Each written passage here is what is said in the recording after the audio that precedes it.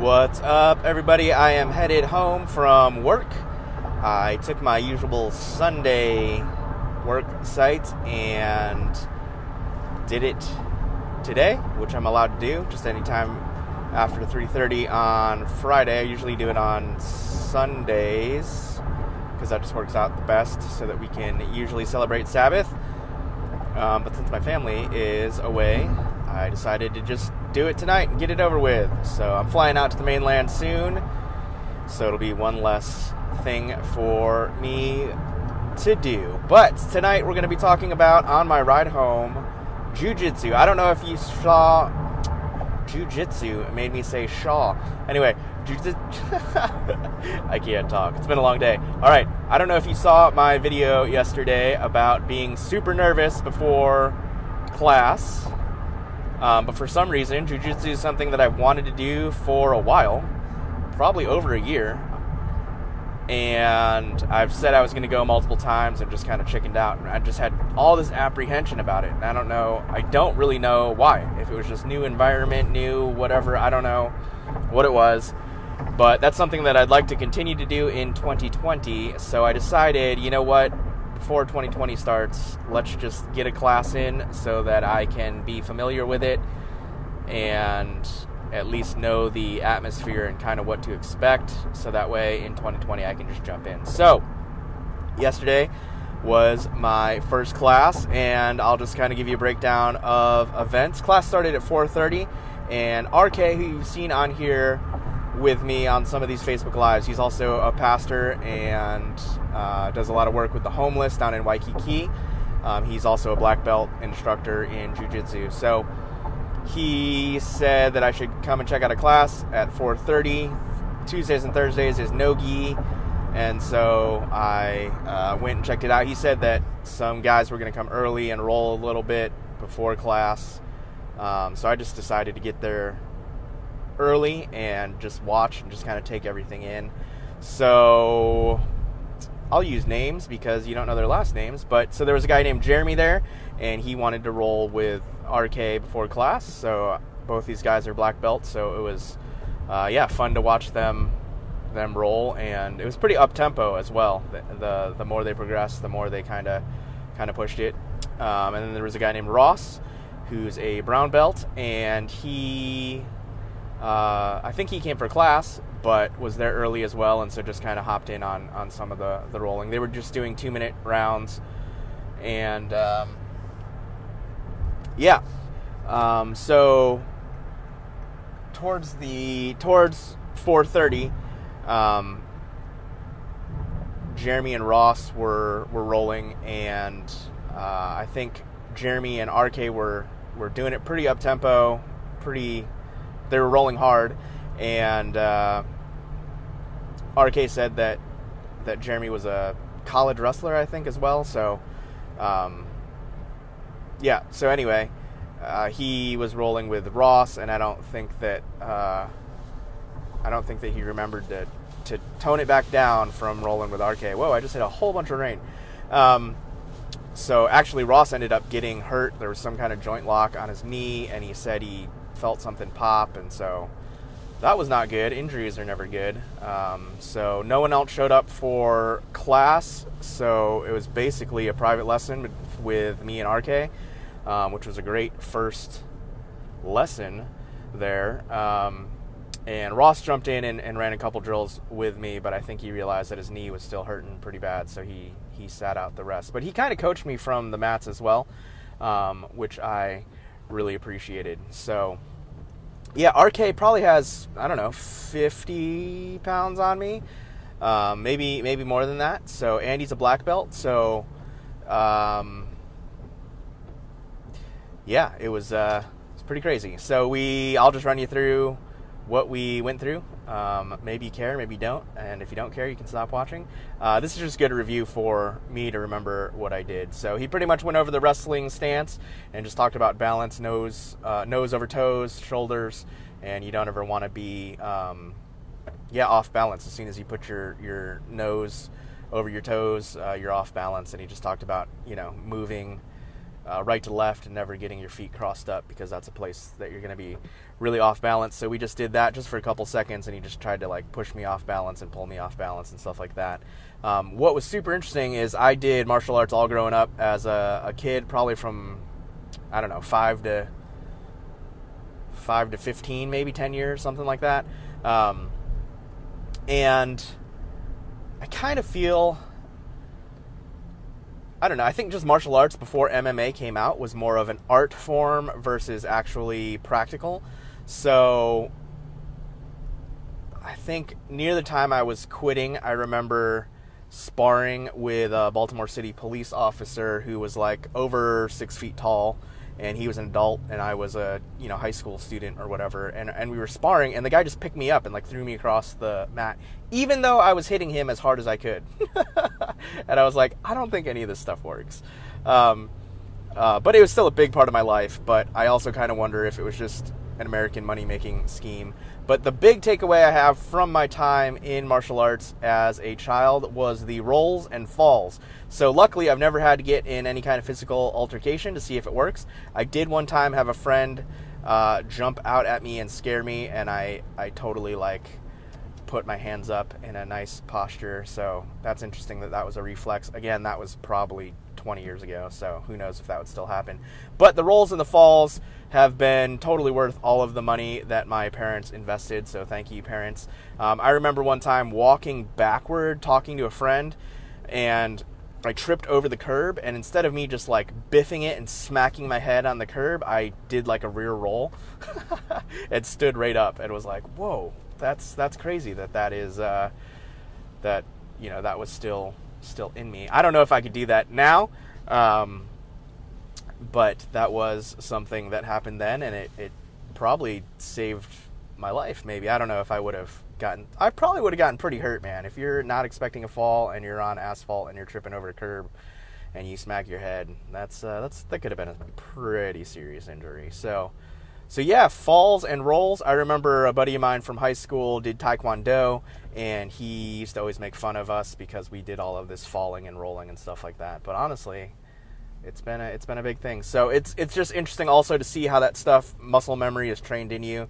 So when I was getting thrown to the ground a little bit, JiuJitsu stuff yesterday, I noticed that I still tucked my neck when I fell, which is great because that helps you from not smacking your head on the ground. So and same thing with different falls and stuff like that. I still, like, that stuff was all ingrained in me these 20 years later. So thank you to UMA in Howard County, Columbia, which is no longer there.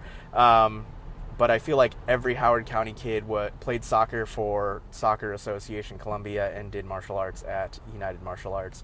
So thanks to Julie Elrod and Keith Thompson and Scott Teague, who taught me how to roll and fall, and yeah, just were really good people. That was a really fun time of my childhood, real bright spot. So thanks for that. But yeah, on to jiu-jitsu, what we were doing there. So we did the wrestling pose at stance and just worked on balance there, and it was cool that that my balance was still pretty good after all these years. And RK mentioned, he's like, oh, you're pretty good. So I don't know if he was just being nice and being an instructor, or if that was above average just because of my previous training or whatever. And then we learned how to shrimp, which is you're just posting you're bringing on the ground, you're bringing one knee up, you're putting the other leg forward, you're tilting your hips, and then you're pushing up. So if someone's in mount on top of you, that's a way to get up and out of there. So we just did a couple of those, and then he just showed me the various I guess mounts as well, guard, half guard, side control, southwest and back control. So he showed me those, and what's interesting also is he talked about 4 table legs, and I just shot a Facebook Live talking about 4 table legs, so that was funny. But yeah, he just talked about if somebody's on the ground and you gotta, if you can remove 2 of their legs, you have their balance. So we did a real basic drill there, pinning the arms, and then tilting your hips and getting people off of you as well. And then we just did 15-second rounds from each of the mounts. I don't know if that's the right word. So we started in full mount, I guess. I might be getting these terms incorrect here. And the goal was either submission or advancing to half guard from there. So full guard to half guard, I guess. And the person that was under had to defend against that. So we just cycled these 15-second rounds from that. And it was pretty fascinating because there were no, like, I wasn't given any techniques except for the shrimping, and learned about table legs, and then all of a sudden we're rolling on the ground, and I'm rolling with a black belt that is might have 50 pounds on me. So I was pretty much just getting my face smeared into the mat, which RK promised. That's what happens for the first 6 months of jiu-jitsu. So also just realizing that when you're wrestling like that, you totally get your heart rate up real high. So it was interesting because you've got to. I liked it because it's throw you in the deep end totally. It's like and you just get used to what does it feel like to be overwhelmed and dominated. So I don't know if that's intentional on RK's part, but I think that's really good because that's how a real fight would happen. You would feel overwhelmed, and you've got to learn how to think under pressure when someone else is trying to, maneuver and hurt you. So you've got to be able to think well and do something, do anything. So we did, I don't know, a few rounds of that from different positions, and just went back and forth with that. And then RK asked if I wanted to do a 5-minute round, and I said, how many minutes were you and the other guys doing? And they said 2 minutes. I was like, let's try a 2-minute round. So we just did a 2-minute round, and every time I tapped, we reset, and you just had to go for the full 2 minutes. So I think I made it the first 2 minutes, and I'm sure that RK was going easy on me. Absolutely, he was going easy on me, and I don't know how many times I tapped. Many times. There was one time that he used his chin on my wrist, and I had to tap. I was like, "What is that?" I don't know, but my wrist suddenly is all locked up, and you just used your chin. That was pretty amazing. And then, what I really appreciated, one of my big takeaways from it was I was just getting gassed, man. I was, tired, and also you're just getting overwhelmed, and you're like, nothing I'm doing is trying, because obviously this guy has a weight advantage and skill advantage on me. So kind of what's the point, So I'm just getting physically tired, worn out, and just kind of like I don't know what to do. There's no technique here. I'm literally just like, what am I supposed to do? So Ross was coaching me a little bit from the mats, and at one time after I tapped, I just laid there, and it was just cool because Ross was like, "Hey man, finish strong. There's still time left," and I just really appreciated that. It wasn't condemning at all. It was just an encouragement, like, "Hey man, stay in the game," and that's something that I absolutely needed to hear, because in that time, it's just like, I'm tired. I know I'm not going to win, but you've got to keep your mind in the game and keep trying, especially because if this was a real world fight, there is no tapping out. Tapping out means you're getting kicked in the teeth. And so, something Kenny Jackson came and spoke on a while ago in one of our community nights at the YWAM base. He was just talking about men, and he said something all men question is if they have what it takes. And I think one of the biggest things that's been a motivator for me after having a kid is Kingdom Man, Tony Evans. He talks about men being protectors, providers, and guides. And, I've had to step up my provision. We lost a bunch of supporters, and so I had to go get this job to to clean, like I had to do that. There was no option. I'm not going to let my family starve. So it's just like, go clean construction offices so that you can provide for your family. And so that was just a resiliency and a step up. And it's just like, you got to go do things you don't want to do for the sake of your family. And that's just part of being a man.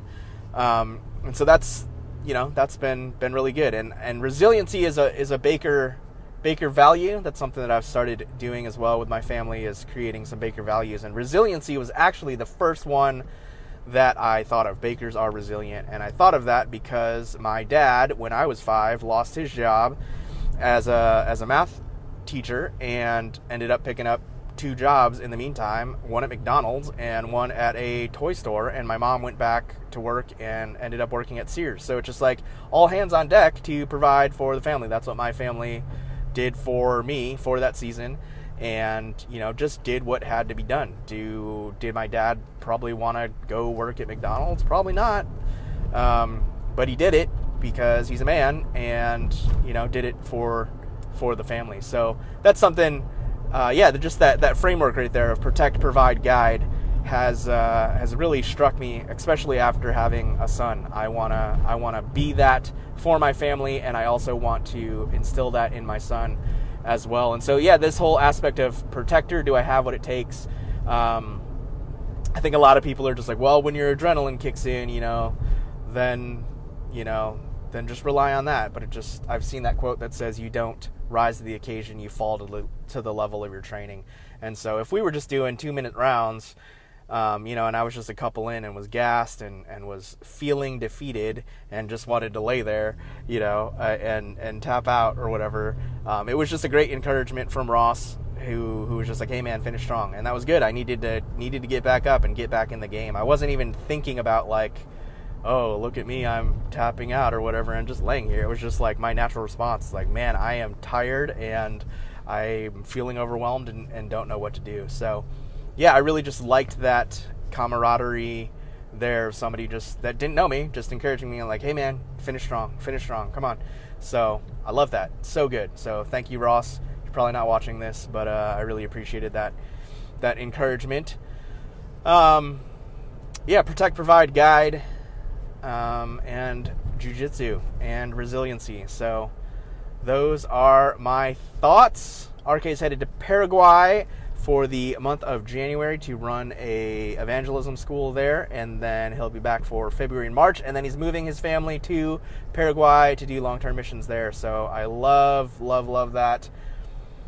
I love seeing people go to the nations. There's people that haven't heard about Jesus and don't have the same access to the gospel as we do here in the United States, and so I love when people make that sacrifice to go. So I'm gonna train with RK while he's still here in February and March, and then we'll see what happens if I'm still into it and enjoying it. But it was good exercise, and it just seems like a good mental thing as well. Just literally a battle of wills and physical strength and strategy, and you gotta push your mind to stay in the game. Which is something that I really want to grow in all areas of my life. And if I ever have to protect my family, I want to make sure that I've trained for that, just staying in it and not giving up. So there it is. There are my thoughts on jiu-jitsu. This might be the longest Facebook Live I've ever done. I don't know. But anyway, let me know if you train or if you do any martial arts or... that's it. All right, guys. Stay hopeful and keep after it. Good night.